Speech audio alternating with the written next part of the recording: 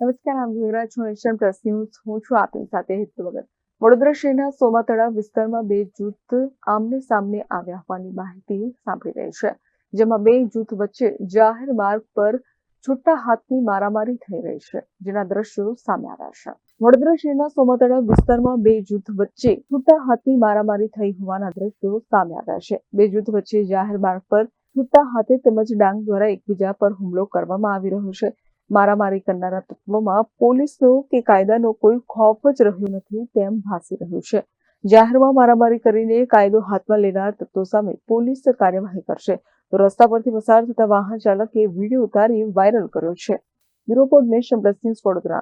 સમાચારોના સતત અપડેટ મેળવવા માટે અમારી નેશન પ્લસ ન્યૂઝની યુટ્યુબ ચેનલને સબસ્ક્રાઇબ કરો, બેલ આઇકન દબાવો અને જોડાયેલા રહો ફેસબુક, ઇન્સ્ટાગ્રામ અને ટ્વિટર પર.